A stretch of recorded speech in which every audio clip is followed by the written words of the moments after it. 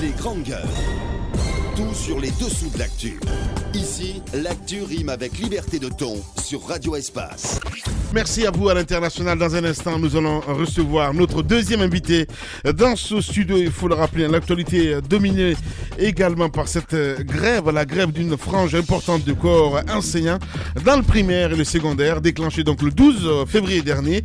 Elle entre dans sa troisième semaine. Cette grève sans qu'aucune issue donc possible ne profite à l'horizon. Du moins, dans le court terme, il le dit Aboubacar Diallo. Pendant ce temps, la paralysie continue dans les écoles à une échelle importante du territoire national. Aboubacar Souma et son groupe ne voulant toujours rien savoir, ils exigent toujours du gouvernement le paiement intégral de 40% de la grille indiciaire donc, du salaire des enseignants avant toute négociation. Question ce matin, à propos, que disent les accords signés donc, par le gouvernement et les partenaires sociaux, y compris les syndicats.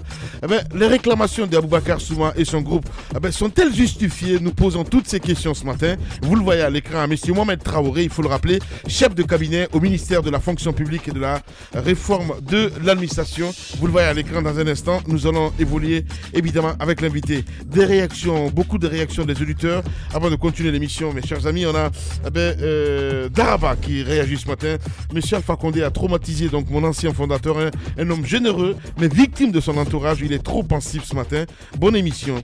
On a tout autre qui réagit, c'est évidemment Afamou Samaka Diaby avec l'âge Nord Condé combiné. Mon oncle Sidi Touré doit savoir que ces militants ont été infiltrés par l'UFDG via Soria Bangoura pour s'aimer toutes ces pagailles à son siège. On reste avec l'âge Nord Condé qui dit soyez républicains et ne mettez pas sur la tête de l'État. Je ne comprends pas ce qu'il veut dire. Hein. Franchement, il est toujours déconnecté lui. Aboubacar, on a donc notre invité ce matin, monsieur Traoré. Mohamed Traoré, bonjour. Parlez dans le micro s'il vous plaît. Bonjour, monsieur Mohamed Traoré. Vous êtes chef de cabinet au ministère de la fonction publique. Donc forcément, c'est cette plateforme revendicative qui est portée par Aboubacar Souma et compagnie s'adresse à vous en premier lieu, donc à l'État. Vous êtes donc un des représentants de l'État lors des négociations. D'un mot d'abord, rappelez-nous le contenu des différents accords et expliquez-nous, est-ce que à ce jour, quel est leur niveau d'application ou d'exécution? D'entrée de jeu, je voudrais vous dire que les accords qui ont été signés en 2017, le 20 février 2017, ont été appliqués à près de 90%. Mais au début, je voudrais d'abord rappeler pour faire une précision, parce que j'ai suivi un peu quand vous avez commencé l'émission, et je me suis rendu compte qu'il y a des amalgames en ce qui concerne les 40%. Alors, il vous souviendra qu'en 2015, un accord avait été signé avec le patronat et les centrales syndicales, évidemment avec le gouvernement, qui accordait 40% d'augmentation pour les fonctionnaires.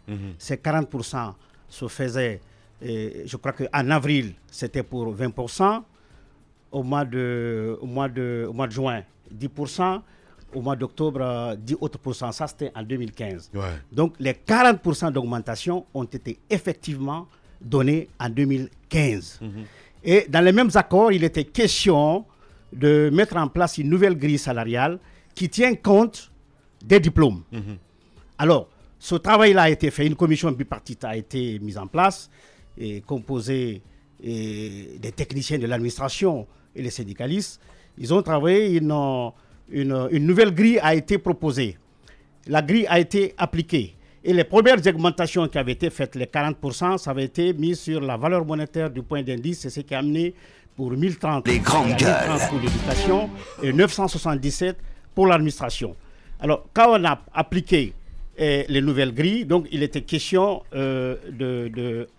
évidemment, on avait dit que la nouvelle grille doit tenir compte de l'augmentation des 40%. Donc, il ne devait pas y avoir d'augmentation. Alors, quand nous avons appliqué, dans l'application, la commission a trouvé judicieux de reprendre les 40% au niveau de la valeur monétaire du point d'indice et de l'amener sur les indices. Alors, ça a été appliqué. Et quand ça a été appliqué, vous avez suivi, il y a eu des protestations, le mouvement syndical a dit non, un acquis, c'est un acquis. On avait déjà 1030 comme valeur monétaire du point d'indice, donc il faut faut absolument les 1030. Les grandes gueules. Le gouvernement, pour la quiétude sociale, pour accepter, c'est-à-dire pour la paix, pour que tout le monde soit satisfait, le gouvernement a accepté. Alors, M. Traoré, aidez-nous un peu. En fait, moi, je croyais que j'avais un peu compris tout ça, mais en entendant votre explication, c'est vous qui m'avez perdu. Et il y a des auditeurs qui nous écoutent. Aidez-nous à comprendre ça de manière pratique, vu que vous parlez d'amalgame qui existerait dans les présentations que nous avons faites. Dites-le nous de manière accessible, si vous voulez, en termes simples, que l'auditeur là-bas peut comprendre. Mais français facile, comme on dit. Ok, français facile, c'est ce que je veux dire. Alors, les augmentations de 40% ont eu lieu. Il s'agit d'une nouvelle augmentation de 40%. Oui, c'est différent. L'État a accepté... Pour la quiétude sociale, l'État a accepté de donner les 40% d'augmentation, mais sur 2 ans. C'est les derniers accords, c'est l'accord qui a été signé en octobre. Que le SLEG n'a pas signé. Les 40%, s'il vous plaît. Que le SLEG n'a pas signé. S'il vous plaît, ça a été, c'est pas le SLEG, c'est les centrales syndicales, c'est l'USTG et la CNTG. Le SLEG est une branche professionnelle. Sauf qu'il s'agissait d'une réclamation sectorielle. Ils ont signé, touchant à l'éducation. Ils étaient dans la salle. Oui, j'ai le document. Ensemble, monsieur, j'ai aussi le document. Le SLEG n'a pas signé ce document. Et nous avons écouté Abakar Souma, justement, qui nous disait qu'il s'agissait d'une négociation sectorielle, donc touchant au secteur de l'éducation. D'accord. S'il vous plaît, je vais juste continuer l'explication pour que vous compreniez. Allez-y. Donc, l'accord, ça a été signé et les augmentations de 40%. L'État a accepté d'augmenter les 40 autres pourcents, mais sur 2 ans. Les 2 ans, vous les connaissez. 2018, les 20% en février. Ensuite, en février, 10%. En octobre, 10%. Et 2019, vous avez la même chose, 10% pour octobre et 10% pour février et 10% pour octobre. Et si vous faites une lecture d'ensemble, parce qu'il ne faut pas avoir une lecture figée de cela, il faut faire une lecture évolutive. Vous allez constater de 2015 à 2019 que l'État a accepté une augmentation de 80%, s'il vous plaît. 80%. Et cela n'est pas négligeable. Sortez-moi un seul pays de la sous-région, qui a fait des bons comme ça en matière d'augmentation salariale, en matière de pourcentage. Je sais qu'on va me dire tout à l'heure que les salaires sont bas. Je suis d'accord. Mais nous évoluons en fonction de nos réalités. Et si je vous donne des exemples, en 2010, quelqu'un de la hiérarchie A, en 2010, un stagiaire de la hiérarchie A, prenait, quand il venait d'être engagé nouvellement, prenait 511 000.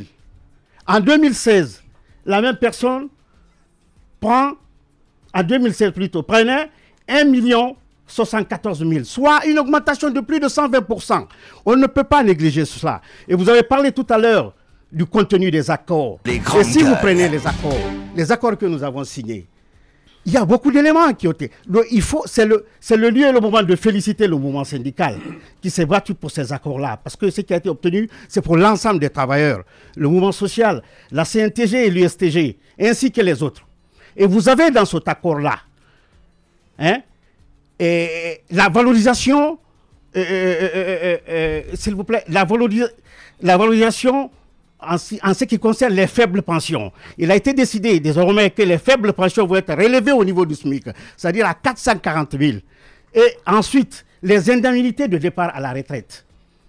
Il a été accordé 2 mois d'indemnité de départ à la retraite pour tous les fonctionnaires qui sont invités à faire valoir leur droit à la retraite.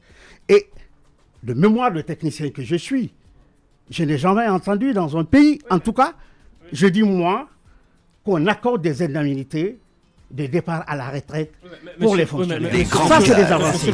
En plus de cela, l'État a accepté dans le même protocole d'engager tous les contractuels qui avaient fait le concours et qui n'étaient pas admis, qui ont eu 5 ans d'ancienneté, de les engager. Et ceux qui ont moins de 5 ans d'ancienneté, de les former pour 4 ans. Ensuite, ils vont être engagés. Au-delà de cela, ces accords aussi, il a été décidé de revoir le régime de pension. Les grandes gueules. Mais pour voir le régime de pension, vous avez des préalables. Et ces préalables, c'est l'assainissement du fichier des pensionnés. Nous sommes en train de le faire et ces grèves sont venues bloquer cela. En attendant, nous continuons à travailler sur ces questions-là. Dans le même protocole d'accord qui a été signé en ce qui concerne les enseignants, vous avez les indemnités qui ont été accordées aux enseignants. 20% d'augmentation en ce qui concerne les primes de zone, les indemnités, les primes de responsabilité. Et les primes de crédit ont été levées à 100 000. Monsieur Traoré. 100 000. Les primes, s'il vous plaît. Monsieur les primes Traoré. de crédit à 100 000. Les primes de préparation à 80 000. Et au-delà de cela, je voudrais ajouter au passage que les mêmes accords ont permis de donner aux enseignants, je dis bien de donner aux enseignants, la prime de documentation qui n'avait jamais été payée. C'est 300 000 francs au collège et au primaire et 750 000 francs à l'enseignement supérieur. Et cela, c'est annuel, s'il vous plaît. Alors, monsieur Traoré, oui, c'est beaucoup tout ce que vous citez là. On va se perdre. Moi, ce que je souhaite, c'est que vous me dites d'abord les 40% que vous avez échelonnés sur 2 ans. Oui. Si on les paye d'un trait, ça coûte combien à l'État si on les paye d'un trait? La deuxième question, dites-moi le nombre de personnes concernées par cette augmentation-là. Le nombre exact. Parce qu'on parle là des fonctionnaires. Là. Oui. Ils sont au nombre de combien exactement? Et puis, la question de 1030, est-ce que c'est un acquis du régime Condé ou c'est un acquis antérieur au régime Condé? Soyez bref. C'est un acquis du régime Condé, s'il vous plaît. Ah oui? C'est un acquis du régime Condé. Les 1030, c'est un acquis. Je vous ai dit, en 2005, en 2015, la valeur monétaire du point d'indice était à 698 pour l'administration et 751 pour l'éducation et la santé. Les augmentations de 40% les ont amenés à 1030. Pourtant, voyez? Pourtant, Souma dit que le débat sur les 1030, du point d'indice, que c'est un acquis de l'ancien régime. Et que leur combat, c'est de ramener, donc de restaurer un droit qui leur aurait été arraché. Qu'est-ce que vous répondez? S'il vous plaît, monsieur, je m'inscris en faux contre cela, parce que je vous l'ai dit, que c'est un acquis du régime Alpha Condé. Je vous ai dit tout à l'heure, j'ai pris l'exemple sur un fonctionnaire engagé en 2010, un stagiaire, c'est qu'il touchait. Vous voyez? Il n'y a jamais eu d'augmentation à hauteur de 40% pour les enseignants sous l'ancien régime. Mais il y a eu il y a eu des augmentations en 2015 de 40%. J'ai dit ça tout à l'heure. Et les 40% autres là, acceptés encore par le gouvernement, va être donné sur 2 ans. La deuxième question, c'était... La deuxième question, s'il vous plaît, et en ce qui concerne la recette, vous savez, s'il y a augmentation, s'il y a l'amélioration de la valeur monétaire du point d'indice, ça concerne l'ensemble des fonctionnaires. D'accord. Mais en ce qui concerne le secteur éducatif, ils sont plus de 40 000 fonctionnaires. Bien. Plus de 40 000 fonctionnaires. Ça va coûter combien l'État? Bon, à peu près, je crois que les finances, le budget est mieux indiqué pour vous donner les montants. Exact, je ne voudrais pas m'aventurer sur ça. Alors, dans une autre émission. Oui. Dernière question, d'un mot, dites-nous comment vous jugerez les revendications portées par Souma et son groupe, sont-elles fondées à vos yeux? Mais écoutez, quand vous revendiquez, on vous demande de venir négocier. La moindre des choses, c'est d'accepter de venir vous asseoir, discuter. Mais on est allé juste à proposer qu'ils acceptent qu'il y ait un congrès. L'État ne veut pas discuter avec eux. Voilà. Non, merci beaucoup, monsieur Traoré. Là, je ne suis pas d'accord avec vous dans la mesure où l'invite a été faite par l'inspecteur général du travail, qu'il a invité pour venir à M. Bakar-Souma pour venir discuter. Merci beaucoup, M. Souma. On ne peut pas le dire secrétaire général parce que vous savez, ils ont organisé, c'est vrai, un congrès, mais en ce qui concerne la crédibilité du congrès, il y a quand même des réserves. On sait qu'il y a légitimité, mais justement, on lui donne une occasion sur un plateau d'or pour venir confirmer cela. Je ne sais pas pourquoi. Si vous êtes convaincu que vous avez la légitimité, les gens sont derrière vous. Mais pourquoi vous ne venez pas? C'est un congrès inclusif. Merci beaucoup. Tout le monde. Merci beaucoup, M. Traoré, en tout cas, d'être passé chez les GG ce matin. Ça va continuer évidemment dans une autre émission sur Radio Espace. Nos pensées ce matin au groupe Évasion Guinée, évidemment. Ce groupe qui a perdu donc son directeur général, M. Tomaso. Toute l'équipe du groupe Adafo Média, nos condoléances évidemment à ce groupe de médias. Merci à vous, à l'international. Grand merci à Prince Diallo, à la réalisation côté radio, à Mamoudou Condé à la télévision. Dans un instant sur Radio Espace, c'est Oumar Soulkaba que vous allez retrouver pour Zik, laisse passer la matinée. Et sur Espace TV, c'est la rediffusion donc du 22h avec à la présentation Moussa Moïsila. Prenez soin de vous. À demain.